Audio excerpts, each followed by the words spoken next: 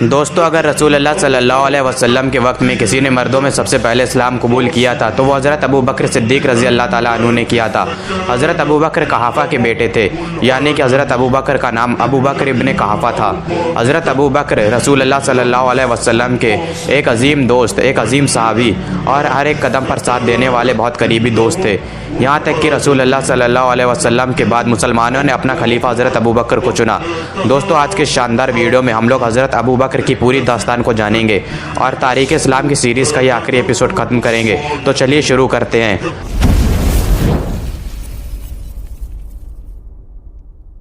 हज़रत अबू बकर की पैदाइश 573 ईस्वी में मक्का सऊदी अरेबिया में हुई थी। हज़रत अबू बकर का असली नाम अब्दुल्ला बिन कहाफ़ा था।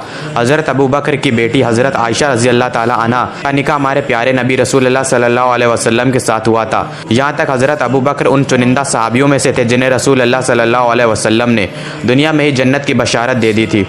दोस्तों, हज़रत अबू बकर कोई बहुत अमीर सहाबी नहीं थे, लेकिन इसके बावजूद हज़रत अबू बकर ने हज़रत बिलाल को आज़ाद करवाया, अबू फ़की को ख़रीदा और आज़ाद कर दिया। 6 गुलाम हैं और कनीज़ें हैं जो रसूलुल्लाह सल्लल्लाहु अलैहि वसल्लम पर ईमान लाए, और ये वो हैं जिन्हें हज़रत अबू बकर ने आज़ाद करवाया। और इसके बाद हज़रत अबू बकर के पास इतने दिनार नहीं बचे थे, और जब हिजरत का वक्त आया तो जो भी दौलत थी वो हज़रत अबू बकर रसूलुल्लाह सल्लल्लाहु अलैहि वसल्लम के पास ले गए और घर में कुछ भी नहीं बचा।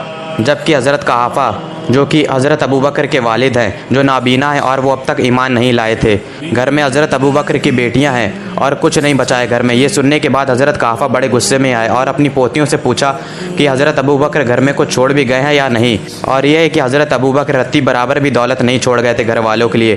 कहा कि मैं रसूलुल्लाह सल्लल्लाहु अलैहि वसल्लम के साथ जा रहा हूँ, किस वक्त क्या ज़रूरत पड़ जाए। और जब गज़वाए तबूक का वक्त आया तो ये वाक़या तो बहुत मशहूर है। हज़रत उमर फरमाते हैं कि इत्तेफाक से उस वक्त मेरे पास काफ़ी सारी दौलत मौजूद थी।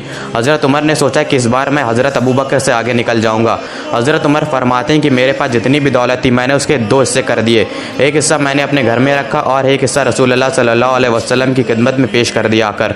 रसूलुल्लाह सल्लल्लाहु अलैहि वसल्लम ने हज़रत उमर से पूछा कि ऐ उमर, घर वालों के लिए कुछ छोड़ा है? हज़रत उमर फरमाते हैं कि जी हाँ, मैंने आधी दौलत अपने घर वालों के लिए छोड़ी है। और हज़रत अबू बकर आए, हुजूर की खिदमत में दौलत पेश की। रसूलुल्लाह सल्लल्लाहु अलैहि वसल्लम फरमाते हैं कि हज़रत अबू बकर घर वालों के लिए क्या छोड़ा? तो हज़रत अबू बकर कहते हैं कि अल्लाह और उनके रसूल का नाम है। ये शान है हज़रत अबू बकर की। एक और वाक़या है, जब रसूलुल्लाह सल्लल्लाहु अलैहि वसल्लम ने इस दुनिया से पर्दा कर लिया तो मदीने के आसपास के लोग दीन इस्लाम से फिर गए। ऐसे में सहाबाओं की राय थी कि हज़रत उसामा के लश्कर को बुला लिया जाए, जिसे रसूलुल्लाह सल्लल्लाहु अलैहि वसल्लम ने कैसर और रोम के मुकाबले रवाना किया था।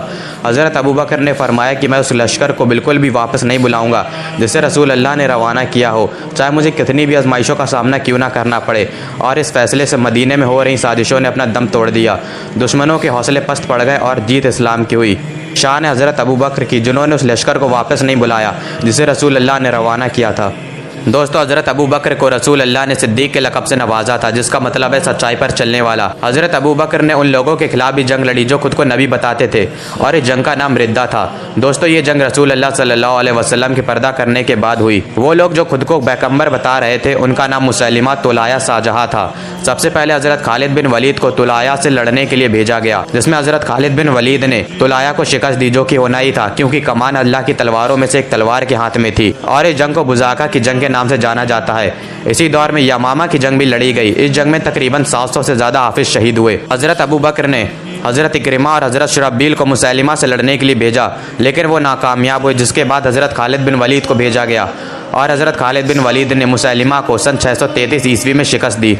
दोस्तों, हज़रत अबू बकर की खिलाफत का दौर सन 632 ईस्वी से लेकर सन 634 ईस्वी तक रहा, यानी कि 11 से 13 हिजरी तक। दोस्तों, यहाँ तक कि हज़रत अबू बकर ने ईमान लाने से पहले कभी भी बुतों को सजदा नहीं किया था और ना ही कभी शराब को हाथ लगाया था।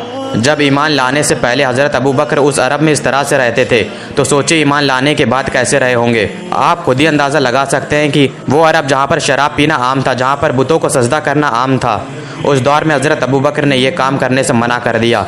तो सोचें कि ईमान लाने के बाद हज़रत अबू बकर ने अपनी ज़िंदगी किस तरह से गुजारी होगी।